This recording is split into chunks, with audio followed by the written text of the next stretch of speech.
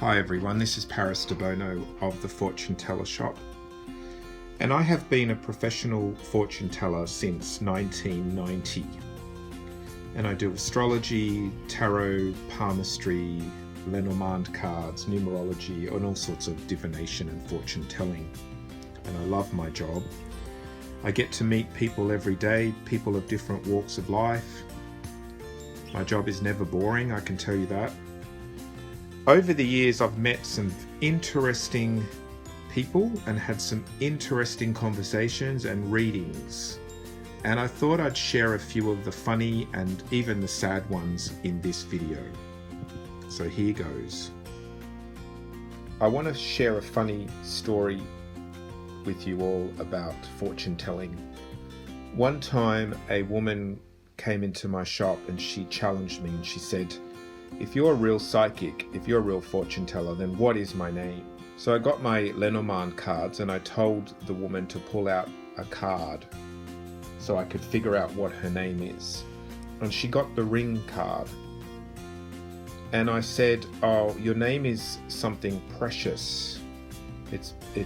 You're named after something precious. Perhaps ruby, or perhaps a diamond." And her face went white in shock. Her name is actually Julie, but her friends call her Jules. And she ran out of the shop. She was so panicked by that and confronted, she actually ran away. Another funny story was I had a client one day come to my shop for a reading, and she asked me about having a baby. So I looked at the cards, I looked at the area of love and fertility in her astrology chart and her cards. And she had Diana the moon goddess, who's a virgin goddess. And I thought, well, a virgin goddess is not very good for having babies. So then the next card she pulled out was Cupid, the god of love, and Cupid also represents a child. So I said to this woman, "You're going to have an immaculate conception." And when I said that, I just thought to myself, what a crazy thing to say to a client. Like, that's just off the wall, and the client's just going to laugh at me and think I'm crazy. And the woman actually said, yes, that's correct. She's a lesbian and she's going to have artificial insemination. So she's actually not going to have sex with a man in order to conceive. And so that would be a virgin birth, an immaculate conception. And 9 months later, she brings her baby to show me that it all worked out really well. And she ended up having a baby boy. So that was a really nice ending to that story, and she was very happy. Another interesting story was I had this female client one time come for a reading, and when I was looking at the cards, I could see that her love life was quite messy and difficult, and I could see that there were 2 men involved, and I could also see that she had children in her life from the cards as well. And her question basically was if she should try to murder her boyfriend's wife. So she was a married woman and she had 2 children, and I remember they were 2 boys that she had. And she was not in love with her husband. She was having an affair with another man who was also married. And she wanted to basically to kill his wife and to then, be with him. And when this story unfolded in the reading, I said to her, this is not a good idea. I said, you're going to lose everything. You're going to lose your children. And basically, she asked me if she would be successful in murdering his wife. And I said, no, a really bad idea. I did the cards. I mean, I didn't need the cards to say no. I mean, that's pretty obvious. But I did the cards to show her what the cards were saying, and they were saying no. And in fact, I remember the cards saying that she would try to escape in the nighttime, and also she would be captured and put into jail. So anyway, you know, she paid me for the reading and then she left. 2 days later, on the news, she was on the news, on the TV news. So what happened was, she actually got the key from her boyfriend, the married man, and he was in on it as well. So he wanted her to kill his wife. So he gave her the key to their house, and while he was at work, this woman was supposed to go to the house, get inside the house while the wife was away shopping, and when the wife came home, she was going to stab her, murder her with a knife. So what happened was the wife, you know, went shopping, was out shopping, and this woman entered their house and hid behind the door.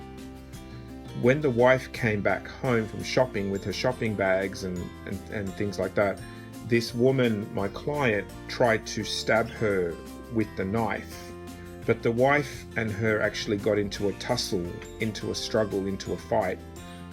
And the wife overpowered the woman. And so the wife actually won the fight and managed to not get stabbed. So then the woman, she got away. My client actually ran away or somehow escaped. And the wife reported it to the police, and then the police ended up finding this woman. The client tried to flee the country at nighttime, because in the reading I kept seeing a ship. I kept seeing someone leaving on a ship at nighttime, and but I also saw her being apprehended too. Now the funny thing was, when on the news, the wife was actually on the news telling her story, and her husband, who was also set up the whole situation, was with her by her side and was telling the media, the news, how he was shocked by this and that he doesn't know this woman that tried to kill his wife. And yet I knew the whole story. So he actually pretended that he didn't know this woman and that she was an intruder and he knew nothing about it. And he stuck by his wife. Eventually the whole story did come out, and the husband of my client divorced his wife, and he got custody of the children.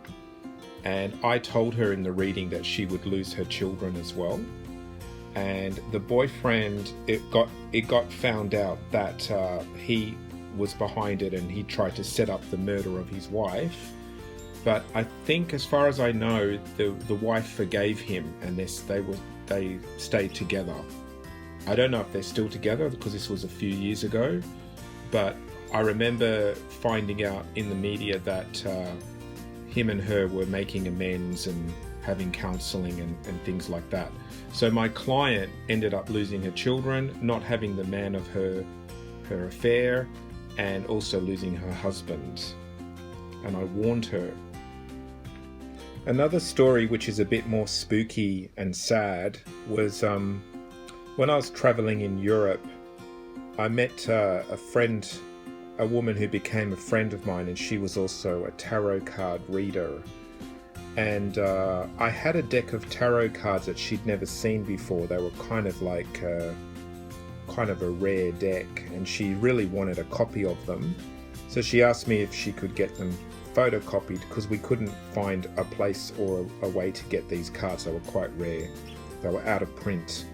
So I said, yeah, you can take photocopies, you can take color photocopies, and then perhaps make your own deck from that. So she took the deck to the photocopy place, and there was a young guy there. He was probably in his early 20s, mid to early 20s, and he was the copy boy, the photocopy boy. Anyway, and the next day when she photocopied the cards, she said to me that the boy accidentally copied the death card twice, and it really scared him. And I was like, oh, okay. So he photocopied the whole deck, but he accidentally copied the death card twice. And I was like, oh, it's a little bit of a scary message. It's almost like he's chosen the death card. Now, death card doesn't always mean literal death, but in this case, it was a bit like, this is kind of spooky. Anyway, about 3 or 4 days later, the boy actually died of a drug overdose.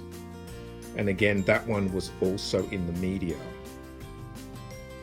So that was a bit of a scary and very sad story. I remember his mother was on television being interviewed, and she was saying that her son doesn't do drugs, and that she was blaming like one of his friends for getting him into drugs. But I knew the real story. I knew that the boy was actually a regular drug taker. So yeah, that was quite sad. Another sort of funny story was, funny, sort of sad as well, but this woman came for a reading, and she was an older lady. She would have been sort of close to 50 years old. And, she wanted a full reading, and we talked about different things in her life. And then she asked me a question about her husband. She asked me if he's going to die soon. So I'm assuming that this man is ill, or he's got a disease, and that, he's not long for the world. And I thought maybe I can give her a little bit of counseling, and maybe, let her talk and tell me how she feels and about her sorrow of her loss. Anyway, so I look at the cards and I can't see any death cards or any cards that are indicating ill health or him dying at all. So I look at the cards and I say to her, look, I think his health is pretty good. I'm not seeing anything bad here. I can't sort of see any death. And then she said, oh, can you have another look? And I went, oh, okay. So I sort of, looked at some other cards for a second opinion. And I said to her, look, I can't see anything to do with death here. I actually think he's going to live a long life, and he seems to have a lot of fun around him. He's got the 3 of Cups. I said, I can't really see death or sadness. I see celebration and having fun, actually. And I said to her, like, does he have an illness? Or, I'm thinking in the back of my mind, maybe he's got cancer or something. She said, no, he's not ill. I just want him to die so I can have the inheritance and have all of his money, because I hate him. And I was like, oh, okay, fair enough. And I said, he seems to be having a lot of fun, in fact. And she said, oh yes, he's a womanizer, and he goes overseas and has all these affairs and things like that. And I said to her, well, why don't you separate or divorce him instead of wish death upon him? She said, because she wants the money and the property, and she doesn't want to lose all of that. So there you go. I think the saddest reading I've ever had is the following one. So one time, again, I was in Europe, and this female client came for a reading. First time I'd ever met her, and she was probably in her late 20s at the time. And I did a reading for her, and I could see her love life was really, really negative. She just had lots of negative cards, lots of swords in the tarot. And I said to her, you seem to be having a lot of drama and a lot of negativity and a bit of a toxic situation with your love life. And she affirmed that, she agreed. And then I said to her, your boyfriend or your partner seems to be in a really bad way. I said, I don't know if it's depression, or I just see sorrow and sadness with this guy. And I also see loss and heartache. And she said, yes, her boyfriend was married and he had children as well. And she was having an affair with him, and he was very unhappy in his marriage and wanted to leave his wife, but he knew that he would lose his children as well, so he didn't want to leave. And it was all very, very mixed up and difficult. And I said to her, look, I don't see anything good coming from this at all. I just see negative cards, and the psychic vibe I'm getting is just really, really, really bad and negative. And then she said to me, well, my boyfriend's actually outside in the car waiting. So what happened was he drove her to the reading to my place, but he waited in the car. And I said to her, does he believe in tarot? Is he open to getting a tarot reading? And she said she didn't know if he was really into it. And I said, look, I think I might want to talk to him personally, because I want to sort of get inside of his head a little bit. I said, why don't you go and ask him if he wants to come in, and he can even just listen if he doesn't want to have a reading himself. So she agreed. So she went and got him out of the car, and he wanted a reading, but he actually wanted her not to be present for it. So he said that he would have a reading with me, but he wanted her to go and sit in the car and wait for him. So we all agreed. And so we sat down, and I looked at his cards, and his cards were terrible. They were like really, really bad.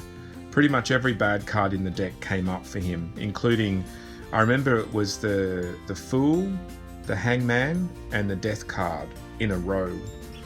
And I said to him, have you been thinking of suicide, committing suicide? And he said yes.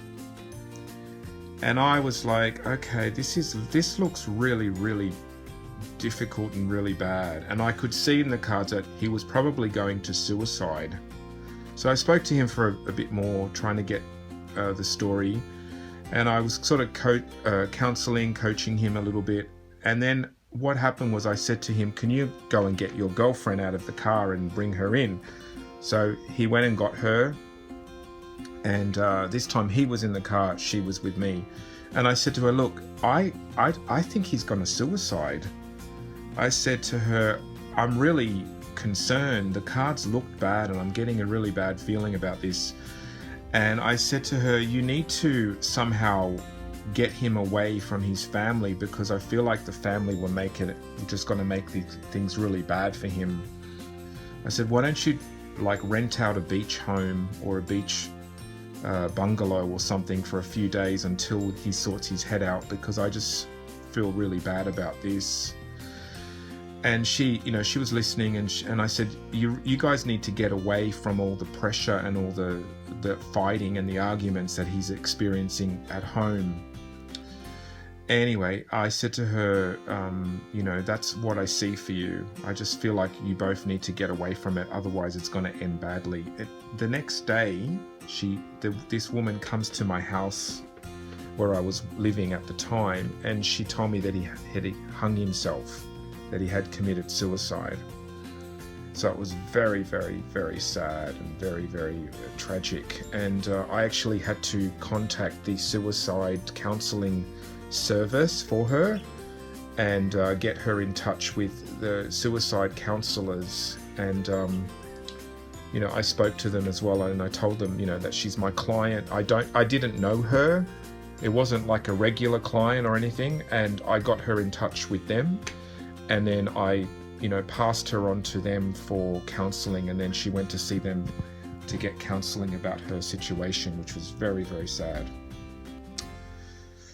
Okay, so that's a few stories from my career. I hope you got something out of that, and also got to see how tarot and fortune telling works, and that it's not always fun. We're dealing with humanity in its shapes and forms and spaces and places and emotions, and sometimes it's fun and sometimes it's tragic. So this is Paris Debono of the Fortune Teller Shop.